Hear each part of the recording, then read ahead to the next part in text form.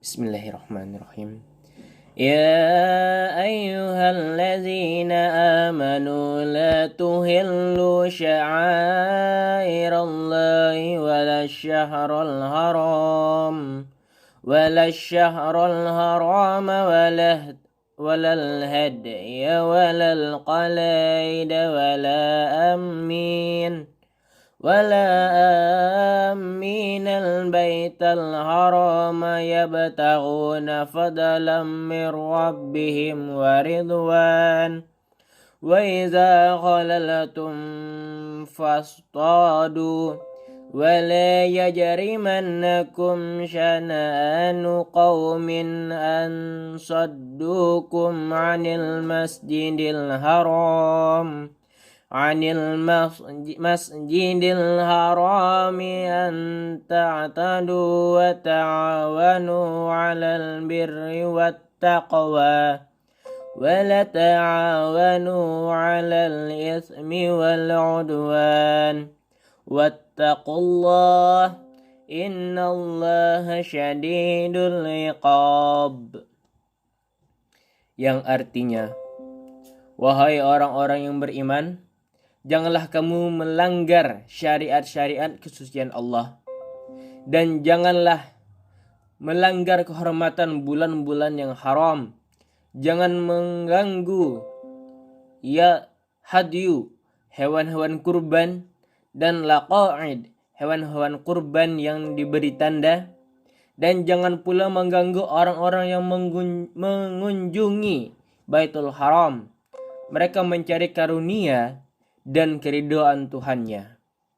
Tetapi apabila kamu telah menyelesaikan ihram, maka bolehlah kamu berburu. Jangan sampai kebencianmu kepada suatu kaum karena mereka menghalang-halangimu dari Masjidil Haram, mendorongmu berbuat melampaui batas kepada mereka, dan tolong-menolonglah kamu dalam mengerjakan kebajikan dan takwa. Dan jangan tolong-menolong dalam perbuatan dosa dan permusuhan.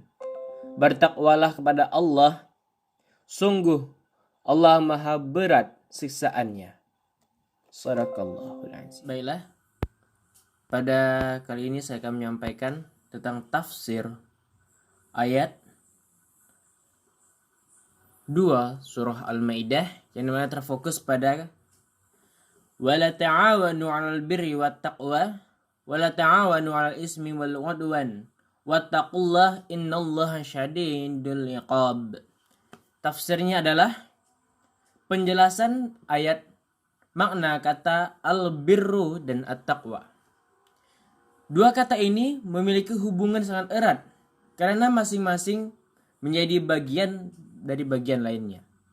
Secara sederhana, kata al-birru bermakna kebaikan. Karena kebaikan dalam hal ini adalah kebaikan yang menyeluruh, mencakup berbagai macam ragam yang telah dipaparkan oleh syariat. Imam Ibnu Qayyim rahimahullah mendefinisikan bahwa al-birru adalah satu kata bagi seluruh jenis kebaikan dan kesempurnaan yang dituntut oleh Allah kepada seorang hambanya. Kata lawan katanya adalah al-itsmu, dosa, yang artinya adalah suatu ungkapan yang mencakup segala bentuk kejelekan dan aib yang menjadi sebab seorang hamba sangat dicela apabila melakukannya.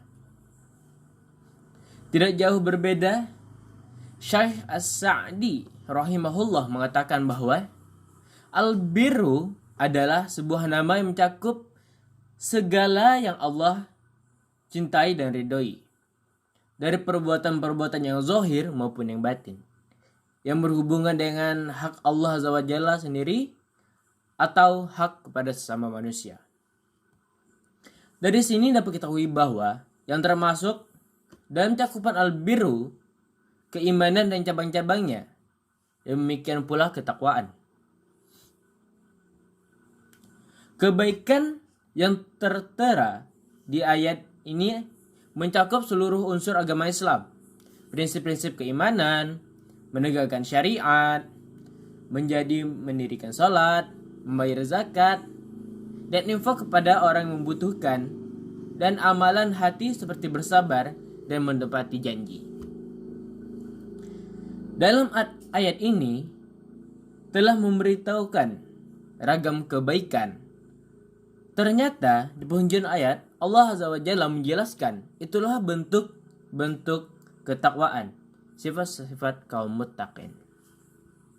Adapun akhir ketakwaan yaitu melakukan ketaatan kepada Allah dengan penuh keimanan dan mengharapkan pahala, baik yang berupa perintah ataupun larangan. Kemudian perintah yang dilaksanakan atas dasar keimanan dengan perintah dan keyakinan akan janjinya, dan larangan meninggalkan berlandaskan keimanan terhadap larangan tersebut dan takut akan ancamannya. Talik bin Habib rahimahullah, seorang ulama dari kalangan generasi tabi'in, berkata, apabila terjadi fitnah, maka bendunglah dengan takwa. Mereka berkata, apa yang dimaksud dengan takwa? Beliau menjawab, hendaknya engkau melakukan ketaatan kepada Allah dengan dasar cahaya dari Allah dan mengharap pahalanya. Dan engkau tinggalkanlah maksiat dengan dasar cahaya dari Allah dan takut terhadap siksanya. Ibnu Qayyim rahimahullah memuji keterangan di atas dengan berkata, ini merupakan definisi takwa yang paling bagus. Beliau menjelaskan bahwa semua amalan memiliki permulaan dan tujuan akhir. Maka satu amalan tidak dianggap sebagai bentuk ketaatan dan ibadah yang melekatkan diri kepada Allah kecuali apabila sumber dari keimanannya. Artinya, dorongan utama melakukan amalan tersebut adalah keimanan, bukan kebiasaan. Mengikuti hawa nafsu atau keinginan untuk mendapatkan pujian dan kedudukan. Jadi, permulaannya adalah keimanan dengan tujuan akhir adalah meraih pahala dari Allah Subhanahu wa taala, serta mengharap keridhoannya atau yang disebut dengan ihtisab. Oleh karena itu, banyak kita mendapatkan kata iman dan ihtisab datang secara bersamaan. Selanjutnya, pada dasarnya pengertian kata al-birru dan at-taqwa serta al-ismu dan al-udwan terikat pada hubungan-hubungan yang kuat. Masing-masing kata itu mengandung pengertian kata lainnya. Setiap dosa merupakan bentuk udwan, tindakan melampaui batas terhadap ketentuan Allah Subhanahu wa taala yang merupakan larangan atau perintah. Dan setiap tindakan udwan pelakunya berdosa. Namun, bila kedudukannya disebut bersamaan, maka masing-masing memiliki pengertian yang berbeda satu sama lain. Contohnya adalah al-ismu berkaitan dengan perbuatan-perbuatan yang memang hukumnya haram. Contohnya berdusta, zina, mencuri, minum khamar, dan lain-lainnya. Sedangkan dengan yang sehubungan dengan al-udwan, kata ini lebih mengarah pada suatu pengharaman yang disebabkan oleh tindakan melampaui batas. Contohnya apabila tidak bertindak tindakan melampaui batas, maka diperolehlah halal. Tindakan melampaui batas terbagi dua.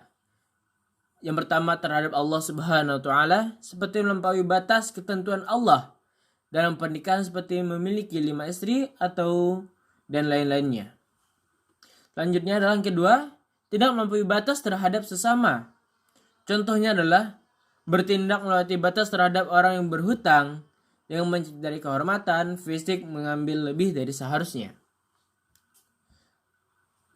Dalam urgensi ayat ini, Allah Subhanahu wa taala memerintahkan hambanya untuk beriman, untuk saling membantu dan berbuat baik. Dan itulah yang disebut dengan al-birri, dan meninggalkan kemungkaran yang merupakan ketakwaan. Dan Allah Subhanahu wa taala melarang mereka saling mendukung kebatilan dan bekerja sama dalam perbuatan dosa dan perkara haram. Ibnu Qayyim rahimahullah menilai ayat ini memiliki urgensi tersendiri, di mana beliau menyatakan ayat yang mulia ini mencakup semua jenis bagi kemaslahatan para hamba di dunia maupun di akhirat, baik di antara mereka dengan sesama ataupun dengan Rabb-nya.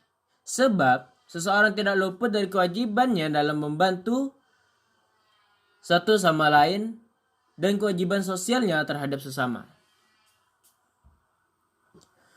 Al-Mawardi rahimahullah berkata, Allah Subhanahu wa taala mengajak untuk tolong menolong dalam kebaikan dengan beriring dengan ketakwaan kepadanya. Sebab dalam ketakwaan terkandung ridha Allah Subhanahu wa taala. Sementara saat berbuat baik, orang-orang akan menyukai meridai. Dan barang siapa yang memadukan antara ridha Allah Subhanahu wa taala dan ridha manusia, sungguh kebahagiaannya telah sempurna dan nikmatnya baginya sendiri sudah melimpah. Mungkin hanya ini dapat saya sampaikan, kurang lebihnya saya mohon maaf. Billahi taufik wal hidayah. Wassalamualaikum warahmatullahi wabarakatuh.